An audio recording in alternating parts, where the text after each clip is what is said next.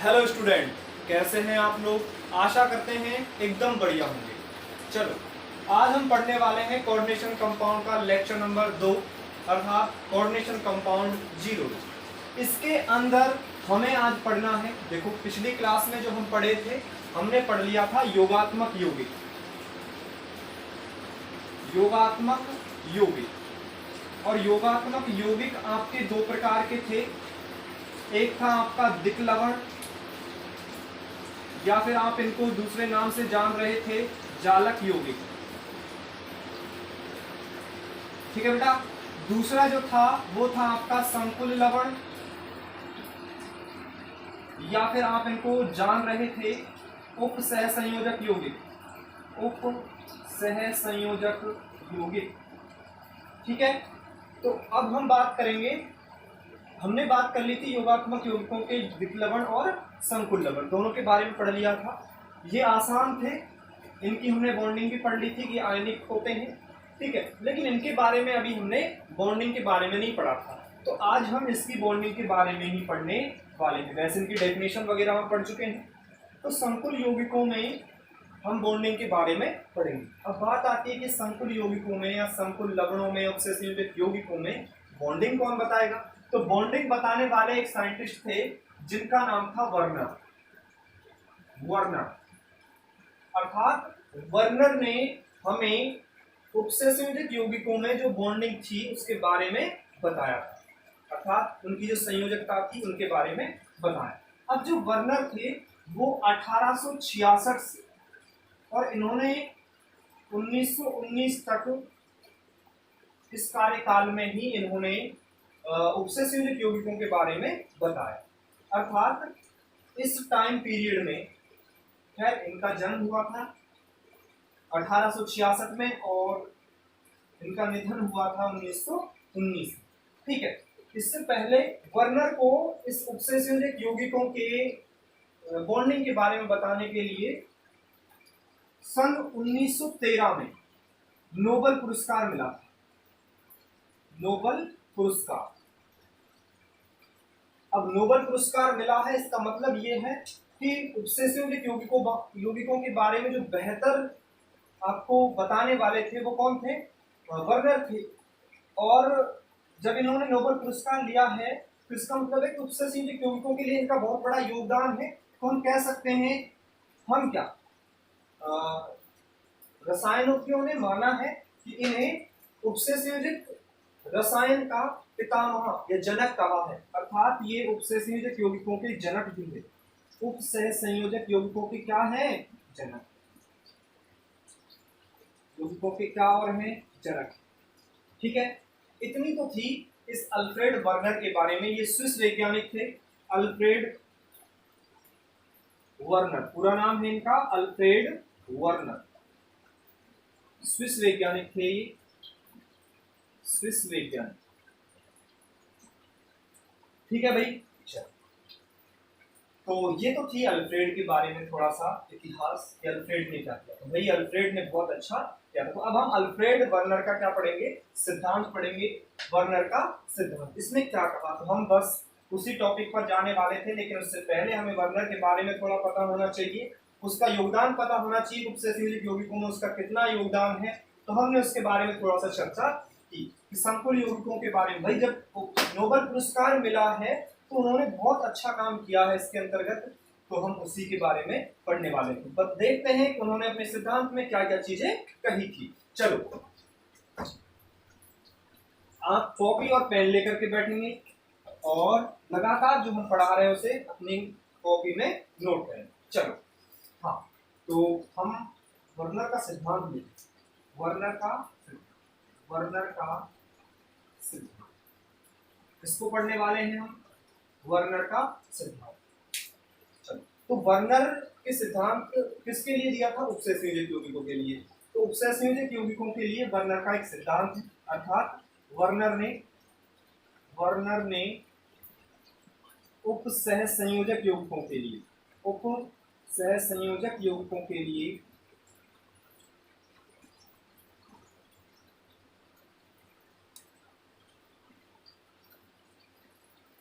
Invertase commas में लिखते हैं, उन्होंने कहा कि उपसय संयोजक यौगिकों के लिए उन्होंने संयोजकता का सिद्धांत दिया, अर्थात प्राथमिक और द्वितीयक संयोजकता का सिद्धांत दिया। ने उपसय संयोजक यौगिकों के लिए प्राथमिक व द्वितीयक संयोजकता का सिद्धांत दिया। अर्थात उन्होंने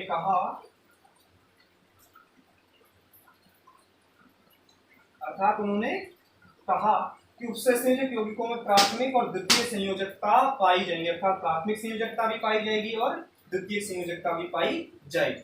चलो हम थोड़ा सा बात करते हैं कि अरे प्राथमिक संयोजकता क्या होती है, द्वितीय संयोजकता क्या होती है। एक छोटा सा कंसेप्ट समझते हैं। जैसे मैंने एग्जांपल लिया, कोई द्विअंगी विलयनों का लिया, जैसे मैंने कोबाल्ट और क्लोरीन का कोबाल्ट क्लोराइड लिया, ठीक है। मैंने प्लेटिनम क्लोराइड लिया PtCl2, मैंने क्रोमियम क्लोराइड लिया CrCl3। अर्थात ये कैसे यौगिक है, ये सरल यौगिक है। कैसे यौगिक है, सरल यौगिक। और सरल यौगिकों के साथ साथ ये कैसे यौगिक और है, द्विअंगी यौगिक है। सरल यौगिक या फिर द्विअंगी यौगिकों में प्राथमिक संयोजकता पाई जाती है,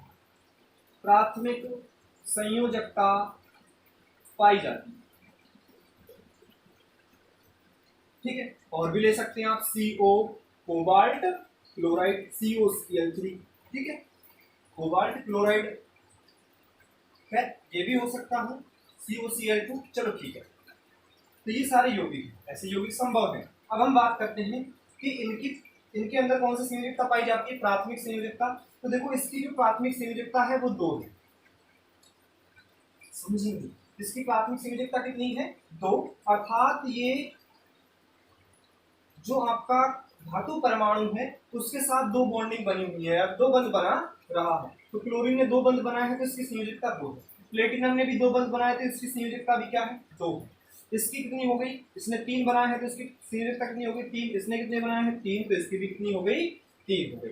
ठीक है भाई, आसान है। अर्थात इनकी प्राथमिक संयोजकता सरल यौगिकों में तो क्या पाई जाती है, प्राथमिक संयोजकता पाई जाती है। लेकिन दूसरा ही पॉइंट मैं बता देता हूं यहाँ से कि जो उपसह संयोजक यौगिक हैं, उपसह संयोजक यौगिकों में द्वितीय संयोजकता पाई जाती है, सॉरी प्राथमिक और द्वितीय दोनों पाई जाती है। भाई साहब बहुत इंपॉर्टेंट है, प्राथमिक एवं द्वितीय दोनों संयोजकताएं पाई जाती हैं, अर्थात इनमें प्राथमिक संयोजकता आयनीकृत भी होगी और जो द्वितीय संयोजकता है वो भी पाई जाएगी। अब बात आती है कि द्वितीय संयोजकता क्या होती है, तो इसको समझने के लिए हमें कुछ एक्सपेरिमेंट करना होगा। हमें क्या करना होगा, एक्सपेरिमेंट, और उसके आधार पर हम बता पाएंगे कि द्वितीय संयोजकता क्या होती है। तो बस आपको फिलहाल इतना याद रखना है कि जो कोऑर्डिनेशन कंपाउंड होते हैं, उपसह संयोजक यौगिक होते हैं, उनमें प्राथमिक और द्वितीय दोनों प्रकार की संयोजकताएं पाई जाती हैं। हम एक्सपेरिमेंट करते हैं, उसके बाद हमें वहां से जो कंक्लूजन निकलेंगे हम उनसे द्वितीय संयोजकता की भी डेफिनेशन को सीखेंगे। ठीक है, चलो आपने ये नोट कर लिया होगा, थोड़ा आगे चलते हैं। तो हम क्या कर लेते हैं, इसके लिए एक एक्सपेरिमेंट करते हैं। देखो एक्सपेरिमेंट बहुत आसान है, समझते हैं एक्सपेरिमेंट को करते कैसे हैं। देखो तो अल्फ्रेड वर्नर ने किया क्या था, अपने एक्सपेरिमेंट में कुछ कंपाउंड्स लिए थे और उनमें किन्हीं पदार्थों को मिलाया। मिलाने के बाद उनके रंग में परिवर्तन हुआ, उनकी चालकताएं अलग अलग हुई। देखते हैं क्या क्या हुआ था, मैं लिख करके बता देता हूँ कि वर्नर ने क्या किया था, कोबाल्ट थर्ड क्लोराइड लिया था। क्या लिया था, कोबाल्ट थर्ड क्लोराइड। ये क्या है, कोबाल्ट थर्ड क्लोराइड। उसने क्या किया था, वर्नर ने कोबाल्ट थर्ड क्लोराइड लिया था, उसके बाद इसके अंदर अमोनिया मिलाया। क्या मिलाया, अमोनिया। और अमोनिया मिलाने पर अमोनिया की अलग अलग मात्रा मिलाई, कभी अमोनिया के 6 अणु ले लिए, कभी 5 ले लिए, कभी 4 ले लिए, कभी 3 ले लिए, ऐसे करके अमोनिया मिलाया। तो इनको मिलाने पर योगात्मक यौगिक बना। इनको मिलाने पर क्या बना, योगात्मक यौगिक बना कि नहीं बना भी? योगात्मक यौगिक आप समझेंगे, योगात्मक यौगिक बना। अब योगात्मक यौगिक बना, उसके बाद इसके अंदर डाला उन्होंने AgNO3, AgNO3 सिल्वर नाइट्रेट। क्या डाला भाई? Silver nitrate. और उसके बाद भिन्न भिन्न प्रेक्षण मिले, भिन्न भिन्न क्या मिले? प्रेक्षण मिले, प्रेक्षण। और भिन्न भिन्न ही क्या मिली? चालकता मिली। अर्थात जैसे योगात्मक यौगिकों में क्या डाला? AgNO3 डाला। योगात्मक यौगिकों में क्या डाला? AgNO3। तो भिन्न भिन्न प्रेक्षण और भिन्न भिन्न चालकताएं मिली। तो सोचा यार ये हो क्या रहा है? अर्थात इन योगात्मक यौगिकों में सरल तो थे नहीं, सरल होते अर्थात दिक् लवण होते तो भिन्न भिन्न प्रेक्षण नहीं मिलते, भिन्न भिन्न चालकता नहीं मिलती, सभी समान मिलते। लेकिन AgNO3 मिलाने पर प्रेक्षण भी अलग मिले, चालकता भी अलग मिली। तो देखो हुआ क्या था, तो उसके आधार पर उन्होंने कुछ एग्जाम्पल लिए, मैं उनको भी लेता हूँ। जैसे उन्होंने लिया था COCl3 और 6NH3, 6 अमोनिया लिए, कोबाल्ट थर्ड क्लोराइड और 6 अमोनिया के अणु लिए थे और एक योगात्मक यौगिक बन गया, ये बन गया। ठीक है भाई, बना। चलो फिर एक बार क्या किया, कोबाल्ट क्लोराइड लिया और 5NH3 लिया। ठीक है, एक बार क्या किया, कोबाल्ट क्लोराइड लिया और 4NH3 लिया। ठीक है भाई, एक बार क्या किया, कोबाल्ट क्लोराइड लिया और 4NH3 लिया। ठीक है भाई, चलो तो हुआ क्या कि जब लिए थे तो इसमें क्या हुआ कि ये पीले रंग का था, पीला रंग। इसका जो रंग था इस योगात्मक यौगिक का वो क्या था? पीला था। उसके बाद इसका देखा तो इसका था नील लोहित, नील लोहित। नील लोहित का मतलब आप समझें तो कुछ हद तक इसे हम बैंगनी बोल सकते हैं। क्या बोल सकते हैं? बैंगनी। COCl3 और 4NH3 ये लिया, ये था हरा। ये किस रंग का था? हरे रंग का। और ये कोबाल्ट थर्ड क्लोराइड और 4NH3 था, ये भाई आपस में समावेशी, थोड़ा और पढ़ेंगे तो इसका जो रंग आया वो भी बैंगनी आया। क्या आया? बैंगनी। अर्थात हमें ऐसा नहीं लग रहा इनके रंग अलग है। ठीक है, अब हुआ क्या, अब ऐसा हुआ कि इसमें क्या मिलाना स्टार्ट किया? AgN। देखना भाई बहुत इंपॉर्टेंट चीज है, मैं इसको मिटा रहा हूं। सॉरी, अभी हमने यहाँ क्या क्या किया था? AgNO3 मिलाया था, AgNO3। तो हमें प्रेक्षण मिले थे और हमें क्या मिली थी? चालकता भिन्न भिन्न मिली थी। अर्थात प्रेक्षण भी भिन्न भिन्न मिले थे, चालकता भी भिन्न भिन्न मिली थी। प्रेक्षण में क्या मिला था? हमें मिला था अवक्षेप। क्या मिला था? अवक्षेप। AgNO3 मिलाएंगे तो हमें अवक्षेप मिलेंगे और अवक्षेप मिले थे AgCl के। किसके अवक्षेप मिले थे? AgCl के। तो हम यहाँ पर अवक्षेप बनाएंगे, AgNO3 मिलाएंगे, अवक्षेप बनेंगे। ये थोड़ा सा खतरनाक है। चलो चार दिया हमने, हाँ पीला रंग था। अब इसमें हमने क्या किया? AgNO3 को डाला, AgNO3 को घोलने का। AgNO3 डाला तो इस कंपाउंड से जो अवक्षेप मिले वो हमें 3 मोल AgCl के अवक्षेप मिले, 3 मोल AgCl के अवक्षेप मिले। अर्थात ये भी 1 मोल लिया था, ये भी 1 मोल है आपका, 1 मोल ही लिए थे सभी, 1 मोल। ठीक है, लेकिन अवक्षेप मिले यहाँ पे 3 मोल। यहां देखा AgNO3 मिलाने के बाद तो अवक्षेप मिले आपके यहाँ पे 2 मोल AgCl के अवक्षेप मिले। और यहां मिलाया AgNO3 तो यहां जो हमें अवक्षेप मिले थे वो 1 मोल मिला था AgCl। और यहां जब हमने मिलाया था AgNO3 तो भी हमें क्या मिला था? 1 मोल AgCl मिला, अवक्षेप। समझ गए? अब ये कंफ्यूज, जैसे ही ये चीज देखी तो इन प्रेक्षणों और इनकी चालकताओं से स्पष्ट है कि यहाँ पर AgCl के क्या बने होंगे, आयन। तो आयनों से क्या मिली होगी, चालकता, और चालकता के बारे में बताया। तो क्या कहा कि अल्फ्रेड वर्नर ने इस प्रयोग को किया। प्रयोग इस प्रकार से था कि उन्होंने 1 मोल COCl3.6NH3 का एक योगात्मक यौगिक लिया था, वो पीले रंग का था, और उसमें AgNO3 घोला तो उसने 3 मोल क्या मिले, AgCl के अवक्षेप मिले। इस प्रकार से उन्होंने सबके साथ किया। फिर हुआ था कि इस प्रयोग को देख करके, इनके प्रेक्षण और चालकता को देखकर, इन उपसंयोजक यौगिकों के प्रेक्षण एवं चालकता को देखकर उनके दिमाग में कुछ ख्याल आए। उन्होंने कुछ बिंदु दिए, महत्वपूर्ण बिंदु, उनके बारे में देखते हैं। तो उन्होंने क्या कहा, उन्होंने ये कहा, सबसे पहला क्या कहा कि AgNO3 के क्या आयन है, अवक्षेप आयन। तो अवक्षेप किसके आधार पर आए, प्रेक्षण के आधार पर, अर्थात प्रेक्षण एवं चालकता के आधार पर, एवं चालकता के आधार। वर्नर ने कुछ महत्वपूर्ण बिंदु दिए, वर्नर ने कुछ क्या दिए, महत्वपूर्ण बिंदु दिए,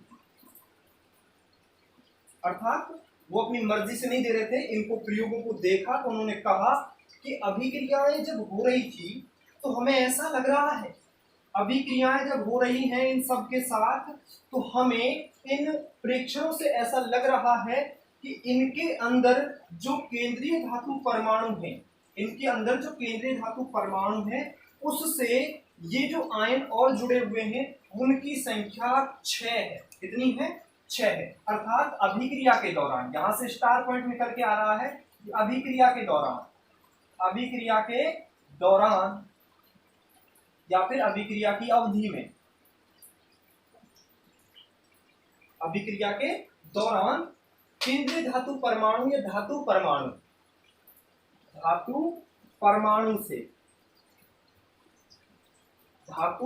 परमाणु से 6 आयन जुड़े हुए हैं, आयन जुड़े हुए।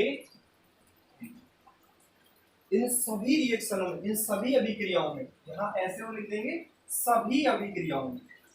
क्या कहा हमने, सभी अभिक्रियाओं के दौरान या सभी क्रिया की अवधि के दौरान धातु परमाणु से 6 आयन जुड़े हुए हैं। अर्थात जो ये आयन है वो कोबाल्ट से कितने जुड़े हुए हैं, 6 संख्या में, 6 संख्या में जुड़े हुए। ठीक है, तो 6 जुड़ गए। देखते हैं तो पहली चीज तो ये थी। ठीक है, अब दूसरा क्या था कि दूसरा ये था कि कुछ आयन ऐसे थे, इसके अंदर कुछ आयन ऐसे थे जिनका वियोजन नहीं हो रहा था। अर्थात उपसह संयोजक यौगिक में, उपसह संयोजक यौगिक में कुछ आयन ऐसे थे जिनका वियोजन नहीं हो रहा था, वियोजन नहीं हो रहा था। अर्थात उपसह संयोजक यौगिक इनमें कुछ आयन ऐसे थे जिनका वियोजन नहीं हो रहा था, जिन्हें वर्नर ने, ऐसे वर्नर है तो हम उनका नाम ही लिख सकते हैं, जिन्हें वर्नर ने गुरु कोष्ठक, बच्चे एक नाम सुना है आपने, गुरु कोष्ठक। इसका मतलब क्या होता है, इसको मैं कोष्ठक में लिख देता हूं, वर्गाकार कोष्ठक, वर्गाकार कोष्ठक।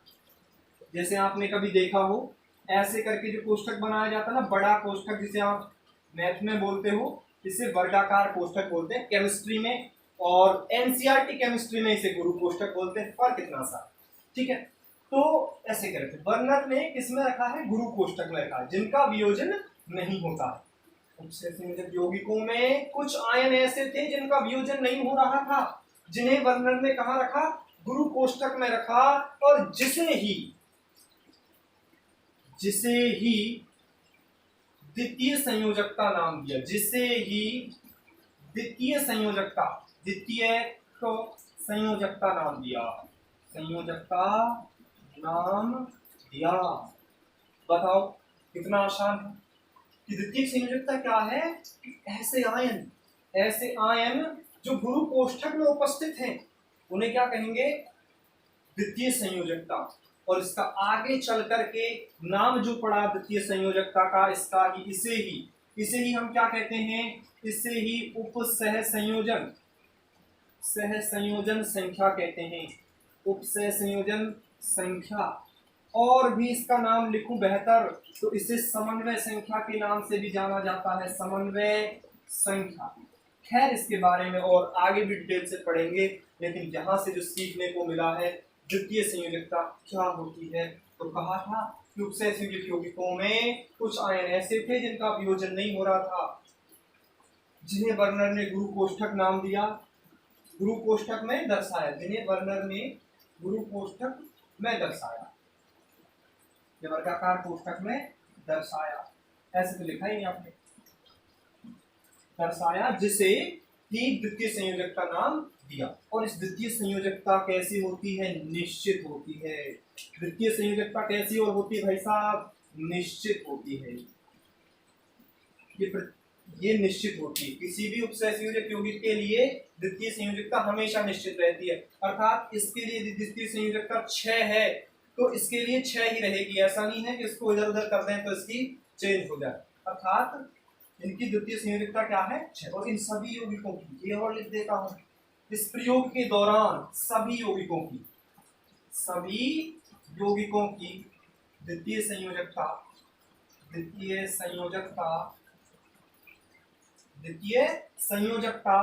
कितनी है? 6 है। कितनी है? 6। अभी आपको ये चीजें याद रखनी है। मैं अभी जैसे ही इसका एक्सपेरिमेंट का एक्सप्लेनेशन करूंगा, अभी तो एक्सपेरिमेंट था, थोड़ा सा एक्सप्लेनेशन हुआ, अब वर्नर ने क्या किया कि इन यौगिकों को इस आधार पर लिखना स्टार्ट किया गुरु कोष्ठक के माध्यम से। फिर देखो आपको मजा आएगा। इसको मिटा दें, चलो मिटा रहे हैं भाई, इसको तो रहने देते हैं।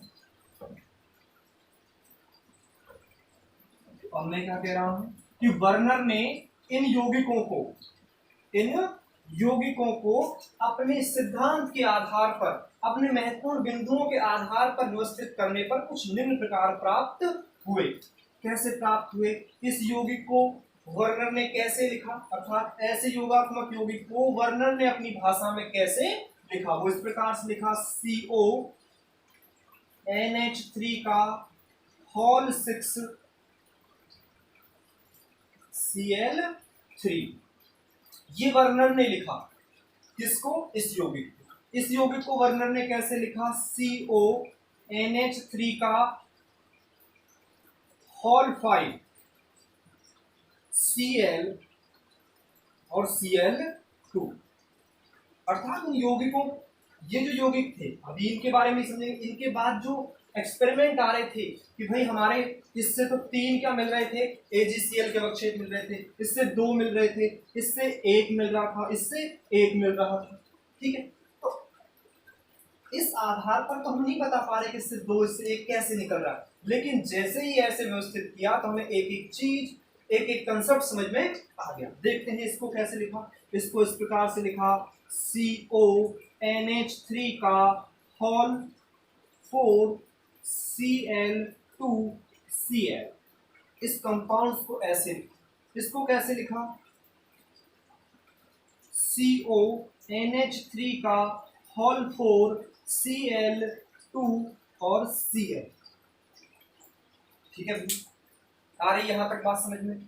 क्या कहा कि प्रेक्षण चालकता के आधार पर कुछ महत्वपूर्ण बिंदु दिए वर्नर ने। सभी अभिक्रिया के दौरान धातु परमाणु से 6 आयन जुड़े हुए हैं, 6 आयन जुड़े हुए हैं। ये केंद्रीय धातु परमाणु रहा आपका, इससे 6 जुड़े हुए हैं, ये रहे 6। NH3 कितने हैं? 6 जुड़े हुए हैं। इस कोबाल्ट से NH3 5 और एक Cl 6 जुड़े हुए, अर्थात कितने जुड़े हुए हैं? 6। और ये NH3 भी हो सकते हैं और Cl भी हो सकते हैं। ठीक है, तो 5 और 1 6। इसके दौरान देखो 4 और 2 6, इसके पास देखो 4 और 2 6।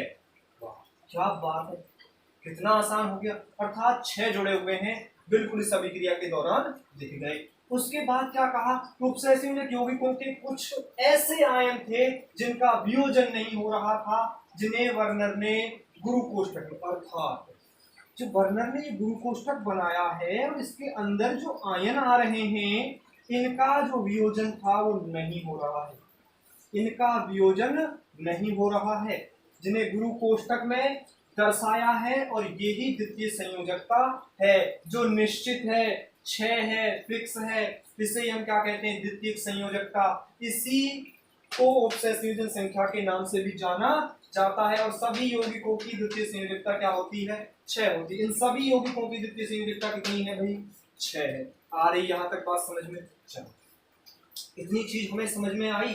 अब देखते हैं कि भाई प्राथमिक संयोजकता और द्वितीयक संयोजकता में क्या रिलेशन बनाया इन्होंने। तो उन्होंने क्या किया, इन्होंने ये किया कि हमने कहा था कि इस यौगिक के साथ 3 मोल क्या आ रहे थे, AgCl के अवक्षेप आ रहे थे, 3 मोल आ रहे थे। इसके साथ कितने आ रहे थे, 2 मोल आ रहे थे AgCl के अवक्षेप। इसके साथ कितने आ रहे थे, 1 मोल। और इसके साथ कितना आ रहा था, 1 मोल। अब यहां से आपको कुछ ऐसा नहीं लग रहा, ऐसा नहीं लग रहा कि यहाँ जो वर्गाकार कोष्ठक के जो बाहर जो उपस्थित स्पीशीज है वो आसानी से वियोजित हो रही है, अर्थात वो वियोजित हो रही है। पर हमने कहा है कि जो प्राथमिक संयोजकता होती है वो आसानी से वियोजित हो जाती है और वियोजन होने के बाद वो अवक्षेप दे देती है। तो देखो हुआ क्या था कि AgCl Cl3 है, 3 मोल क्या दे दिए, AgCl दे दिए।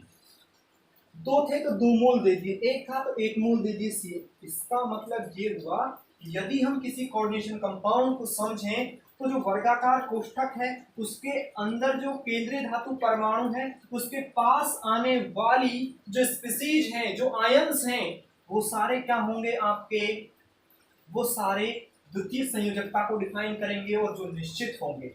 और जो वर्गाकार कोष्ठक के बाहर है वो आपकी कौन होगी, प्राथमिक संयोजकता। जहां से एक चीज खास तौर पे निकलती है वो ये निकलती है, समझेंगे आप लोग, समझेंगे। थोड़ा चालकता के बारे में और बताऊंगा।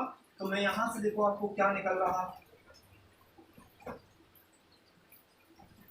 इस चीज को यहाँ पे नोट करेंगे। जैसे मैंने कंपाउंड्स लिया, यही लिया CO NH3 का होल 6 और Cl3, ठीक है भाई। अब देखो आपको ये कौन दिखाई दे रहा है, ये केंद्रीय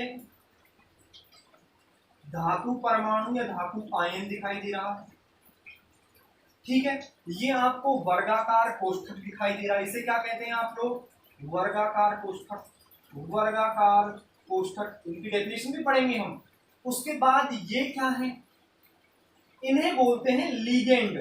क्या बोलते हैं भाई, लिगेंड। पहली बार नाम सुन रहे होंगे, लेकिन सुनना कभी, कोई चीजें ऐसी होती हैं, कुछ चीजें जो पहली बार सीखने को मिलती है, अचानक उनके नाम सुनने को मिलते हैं तो उनको भी सीखना पड़ता है। लिगेंड समूह बोलते हैं, ठीक है, ये लिगेंड है। ये क्या है, उपसह संयोजन संख्या है, उपसह संयोजन संख्या। ये रही उपसह संयोजन संख्या या समन्वय संख्या, ठीक। और ये क्या है, द्वितीयक संयोजकता। अरे इस उपसह संयोजन संख्या का दूसरा नाम तो तुमने लिखा ही नहीं, वो क्या है, द्वितीयक संयोजकता। द्वितीयक संयोजकता। और ये आपका क्या है, प्राथमिक संयोजकता। क्या आपको बात आ रही समझ में? अब बात आती है कि यहां से इनकी चालकता के बारे में क्या कहना है, चालकता के बारे में। तो मैं इसको वापस मिटा रहा हूं, तो मैं यहां लिख दूंगा, यहां देखो कितने निकले, 3 मोल AgCl निकले, यहाँ 2 मोल AgCl निकले, यहाँ 1 मोल निकला, यहाँ 1 मोल निकला, ठीक। अब देखो यहाँ हम चालकता की बात करते हैं, चालकता किससे आती है भाई साहब, आयनों से आती है। तो यहाँ यदि इसको हम जल में घोलेंगे तो ये कितने आयन देगा, तो देखो इसको जैसे आप जल में घोलोगे तो कुछ आयन मिलेंगे। आयन मिलेगा इस प्रकार से, CO NH3 का होल 6 प्लस 3 और Cl माइनस। अब Cl यहाँ पे 3 है तो हम संतुलित कर देंगे 3Cl। तो इसका मतलब आयन मिले तो धनायन मिला और ऋणायन मिले। धनायन कितने हैं? 3, सॉरी धनायन कितना? एक ही है। ये आयन तो एक ही है, ये आयन तो एक ही, अर्थात धनायन कितना है? 1 और ऋणायन कितने हैं? Cl-3, 1:3। और टोटल आयन कितने हैं? 1 और 3, 4 आयन है। टोटल आयन है 4, टोटल आयन है 4। आयन ज्यादा है तो चालकता भी ज्यादा होगी, ठीक है। तो यहाँ जो चालकता का अनुपात है वो 1:3। चालकता का अनुपात क्या है? 1:3। चलो यहाँ देख करके देखते हैं। तो यहाँ से क्या मिलेगा? CO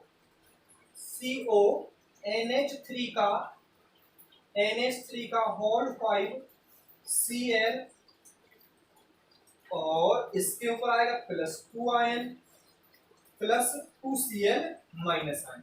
अर्थात एक तो ये आयन मिला है CONH3 का होल 5 Cl +2 आयन और एक मिला है Cl माइनस आयन। इसकी संख्या 2 है और इसकी संख्या कितनी है? 1। तो 1:2। अर्थात यहाँ चालकता का अनुपात क्या है? 1:2। यहाँ क्या मिलेगा आपको? यहाँ देखो, यहाँ मिलेगा CONH3 का होल 4 Cl2 पर आवेश +1 +1 Cl माइनस आयन। तो चालकता का आयनों का अनुपात क्या मिला है? एक तो ये आयन मिला है 1 और 1:1। सेम टू सेम इसके साथ होगा 1:1। अर्थात यहाँ आयनों को देखो, यहाँ देखो आयन कितने हो गए हैं? 3 और 1 4। तो इसके पास 4 आयन है, इसके पास कितने हैं? 2 और 1 3 आयन है, और इसके पास कितने हैं? 2 हैं, और इसके पास भी कितने हैं? 2। तो मुझे बताओ, जिसके पास आयन ज्यादा होंगे उसकी चालकता ज्यादा होगी या कम होंगे उसके पास चालकता अधिक होगी? अरे सीधी सी बात है, जिसके पास ज्यादा होंगे उसकी चालकता अधिक होगी। तो यहाँ 4 है तो सबसे ज्यादा चालकता मिली इसकी, उससे कम इसकी, फिर इन दोनों की लगभग बराबर मिली क्योंकि आयन बराबर है, ठीक है।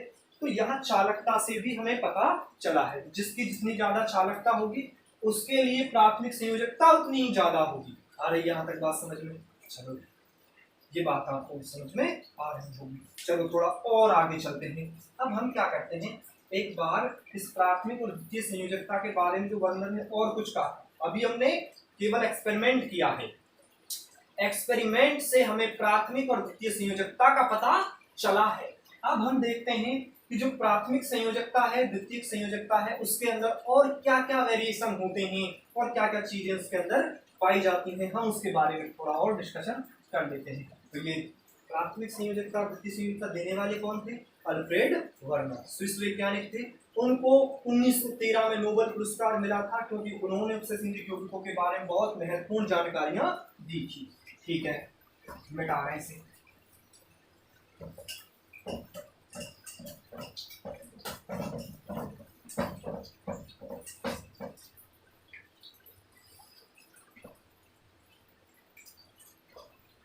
अब देखो,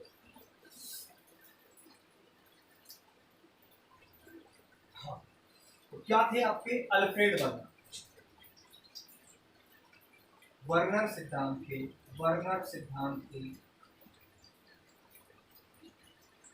कुछ महत्वपूर्ण बिंदु। वर्नर सिद्धांत के कुछ महत्वपूर्ण बिंदु तो देखते हैं इस महत्वपूर्ण बिंदुओं में क्या क्या कहा था। तो उन्होंने कहा था, एक बार रिवाइज हो रहा है, ये उपसहसंयोजक यौगिकों में, उपसहसंयोजक यौगिकों में दो प्रकार की, कितने प्रकार की? दो प्रकार की संयोजकताएं पाई जाती हैं। संयोजकताएं पाई जाती हैं। कौन कौन सी? पहली है प्राथमिक संयोजकता,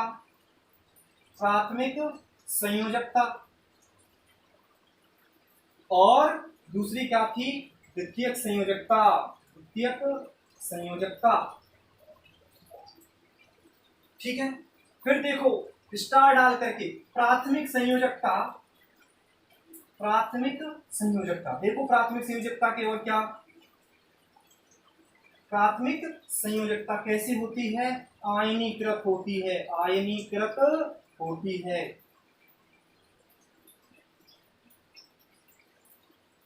प्राथमिक संयोजकता कैसी होती है? आयनीकृत, अर्थात ये आयनित हो जाती है। जैसे अभी हमने एक एग्जांपल लिया था CONH3 का होल 6 और Cl3, इसी को तो प्राथमिक संयोजकता कहते हैं। ये आयनित हुई तो क्या हुआ? CONH3 का होल 6 प्लस 3Cl माइनस, अर्थात ये जो संयोजकता थी ये आयनीकृत हो गई, अलग हो गई। तो ये आयनीकृत होती है जो धातु आयन की ऑक्सीकरण अवस्था, धातु आयन की ऑक्सीकरण अवस्था के बराबर होती है, अवस्था के बराबर होती है। जो किसके बराबर होती है? 3 है। तो इसकी जो धातु आयन की जो ऑक्सीकरण अवस्था होगी वो भी कितनी होगी? 3 होगी। कितनी होगी भाई? 3। जो ये होती है केंद्रीय धातु परमाणु है, उसकी ये ऑक्सीकरण अवस्था के क्या होती है? बराबर होती है। यहां तक बात आ रही है समझ में आप लोगों को? ठीक है।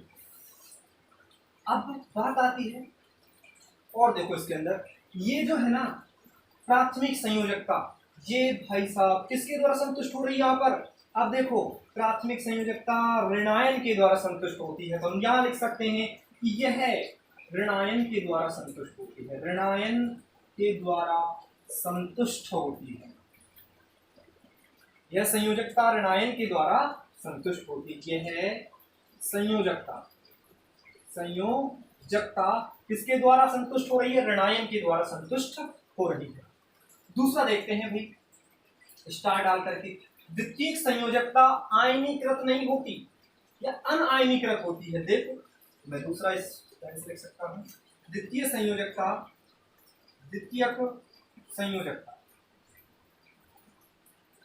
अनआयनीकृत होती है, अनआयनीकृत होती है जो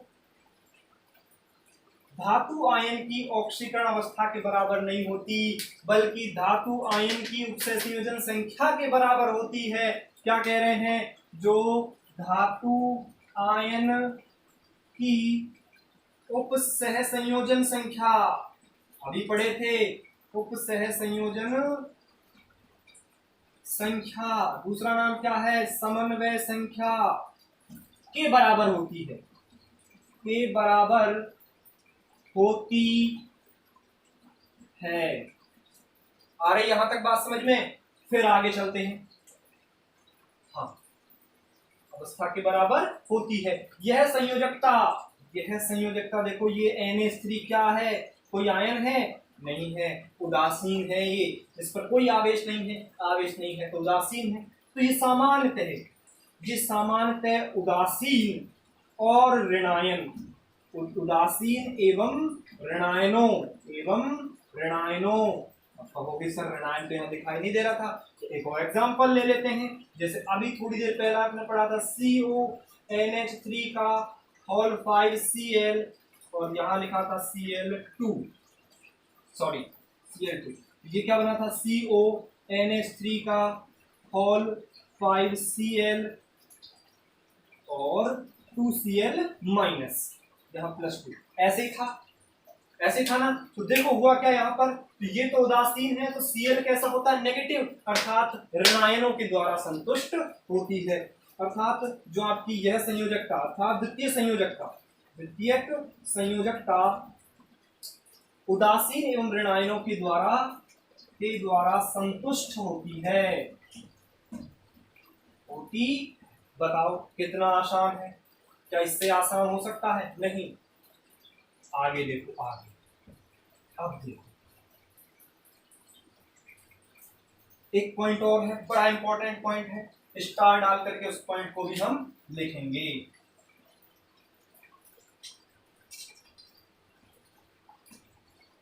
अगला पॉइंट क्या कह रहा है हमसे? कि भाई जो प्राथमिक संयोजकता है ना, प्राथमिक संयोजकता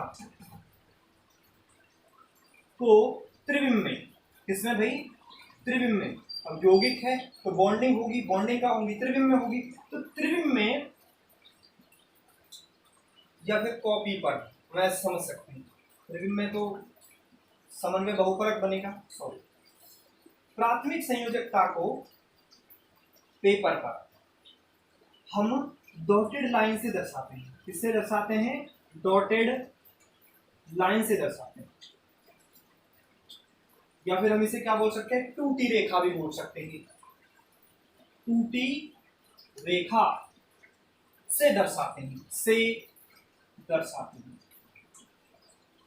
ठीक है। और द्वितीयक संयोजकता को, द्वितीयक संयोजकता को किससे दर्शाते हैं भाई?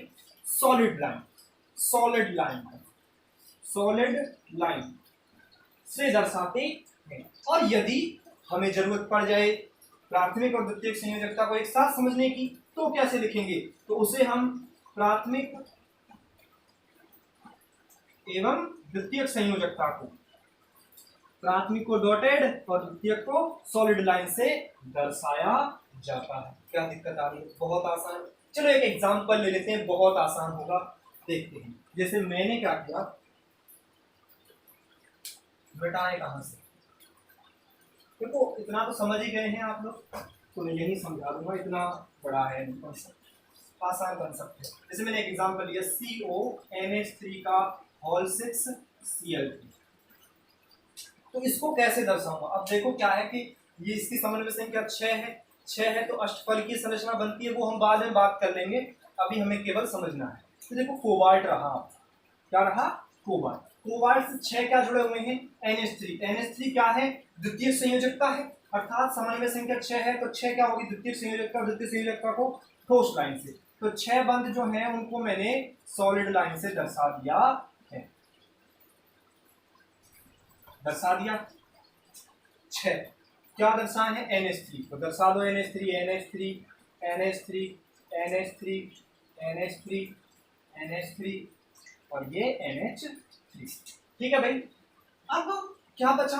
3 प्राथमिक संयोजकता। अब प्राथमिक संयोजकता को हमें कैसे दर्शाना है? Dotted line. ये Cl दर्शा दिया, ये Cl दर्शा दिया और ये Cl दर्शा दिया, तो इस प्रकार से दर्शाया जाता है।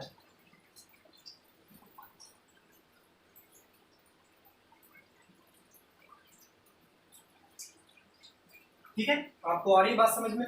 थोड़ा और आगे चलते हैं। जैसे मैंने कोई दूसरा एग्जांपल ले लिया, जैसे मैंने एग्जांपल लेने की कोशिश की, CONH3 का होल 4 Cl2 और Cl। अब बताओ, अब बताओ ये क्या है? Cl पहले क्या बना रहा था? प्राथमिक संयोजक था। अब ये क्या और बना रहा है? द्वितीयक संयोजक था। देखते हैं होता क्या है। तो मैं इसकी स्ट्रक्चर बना रहा हूं, आप भी समझेंगे, ठीक है। कोबाल्ट रहा आपका, कोबाल्ट रहा आपका। इस कोबाल्ट से कौन कौन जुड़ा हुआ है? 4 NH3 जुड़े हुए हैं और 2, तो भाई 6 जुड़े हुए हैं, मैं तो 6 जानता हूं, 1 2 3 4 5 6। तो इस 6 में क्या क्या जुड़े हुए हैं? NH3 जुड़े हुए हैं, तो 1 NH3, 3 तो NH4 तो NH3 जुड़े हुए हैं, NH3 और ये NH3 का काम हो गया, सॉलिड लाइन से जुड़े हुए हैं। उसके बाद 2 क्या है? Cl, एक Cl ये रहा, एक Cl ये रहा। अब बचा कौन? ये Cl, ये Cl बचा। ये किससे जुड़ेगा? डॉटेड लाइन से जुड़ गया। लेकिन बच्चे यहाँ आपको देखो कि यहाँ Cl क्या था? प्राथमिक संयोजकता भी था, और अब इस कंपाउंड में क्या बन गया? द्वितीयक संयोजकता। तो अब इसके पास जब प्राथमिक और द्वितीयक संयोजकता दोनों हो तो एक ठोस और एक ठोस और एक डॉटेड, दोनों को काम में लिया जाता है। तो यहाँ एक डॉटेड हो जाएगा और एक सॉलिड हो जाएगा। हमारी यहाँ पे बात समझ में कोई दिक्कत नहीं होती। तो ऐसे करके हम किसी भी यौगिक की संरचना भी बना सकते हैं। इस प्रकार से वर्नर ने इस सिद्धांत को दिया। आई होप आपको ये सारी चीज समझ में आई होंगी, और समझ में नहीं आई है तो कमेंट करके आप हमें बताएं कि सर यहाँ प्रॉब्लम है, तो हम उसका सॉल्यूशन करेंगे। धन्यवाद।